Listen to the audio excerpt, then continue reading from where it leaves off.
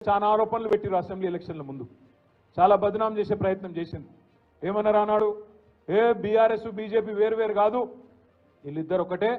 వీళ్ళు బీజేపీ వాళ్ళకు B team అని చెప్పి మైనారిటీ సోదరుల మనసుల్లో విషం నింపే ప్రయత్నం చేసింది కేసీఆర్ మోడీ ఒకటే అని చెప్పి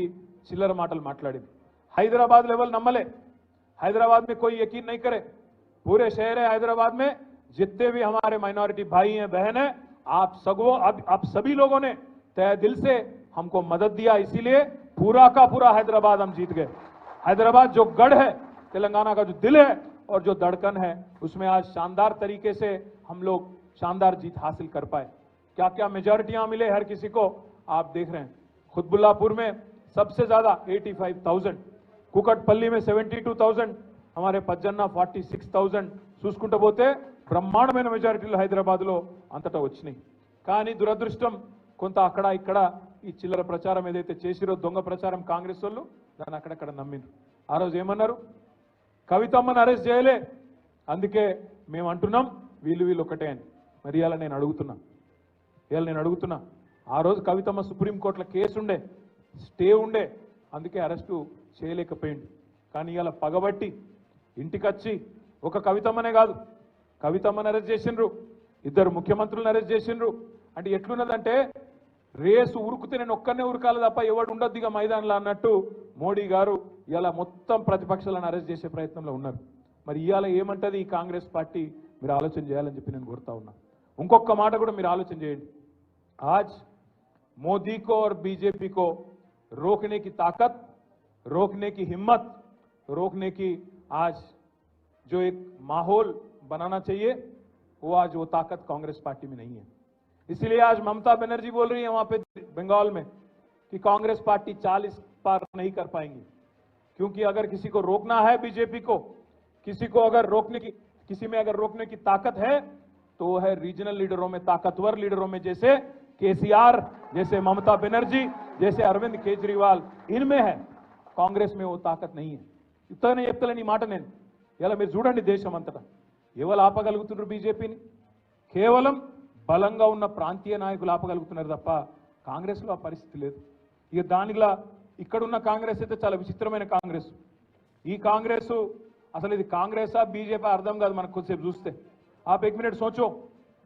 आप एक मिनट सोचो ऊपर राहुल गांधी है दिल्ली में उन्होंने क्या बोलते चौकीदार चोर है बोलते चौकीदार चोर है अंटाడు మరి ఇక్కడున్న రేవంత్ రెడ్డి ఏమో नहीं चौकीदार नहीं है इनो चोर नहीं है इनो हमारे बड़े भाई है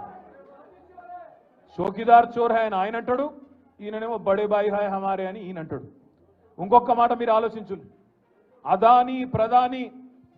अदानी के लिए काम करते प्रधानी और राहुल गांधी अंटाడు अदानी के लिए काम करते प्रधानी राहुल गांधी का बोलना है यहाँ पे रेवंत रेड्डी क्या कर रहे जाके अदानी से गले मिलते दावोस में क्योंकि ठंड ज्यादा है वहां पे गले मिल लिए वहां डील कर लिए दोनों कस के पकड़ लेके फोटोग्राफ ले रहे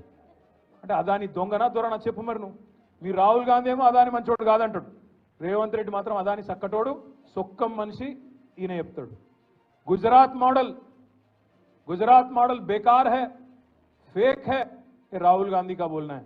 अब यहां पे हमारे छोटे भाई नरेंद्र मोदी के छोटे भाई रेवंत रेड्डी का बोलना है कि तेलंगाना को मैं गुजरात के रास्ते पे ले जाता हूं गुजरात मॉडल बनाता हूं ఇక్కడ ఈయన మాట్లాడుతాడు लिकर स्कैम कुछ नहीं है अरविंद केजरीवाल को अरेस्ट करना ना इंसाफ है ये अच्छी बात नहीं है అని राहुल गांधी అంటాడు ఇక్కడ రేవంత్ రెడ్డి ఏమంటాడు नहीं लिकर स्कैम है कविता को पकड़ना अच्छी बात है అని ఈయన అంటాడు కాంగ్రెస్లోనే రాహుల్ గాంధీకి రేవంత్ రెడ్డికే ఒక శృతి లేదు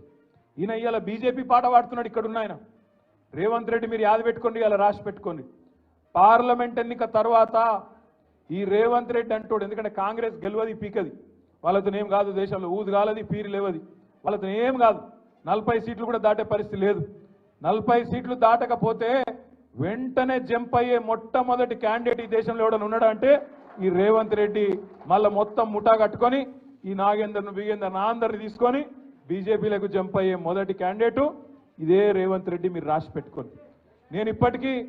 ఒకసారి కాదు 10 సార్లు అన్నా ఈ మాట ఒక్కసారి అనలే ఈ మాట 10 సార్లు అన్నా నేను అన్న ప్రతి చిన్న మాటకు స్పందిస్తాడు రేవంత్ రెడ్డి గిట్లనో గట్లనో అంటే అన్నిటికి స్పందిస్తాడు కానీ బీజేపీలోకి పోతావాడ నువ్వు బీజేపీలోకి పోతావు అనే ఆరోపణ నేను పెడితే 10 సార్లు అంటే కూడా ఒక్కసారి కూడా ఇప్పటివరకు ఒక్క మాట చెప్తలేడు. నేను ఓను బై నేను జీవితాంతం కాంగ్రెస్లోనే ఉంటా అని ఒక్క మాట పొరపాటున మాట్లాడతాడా?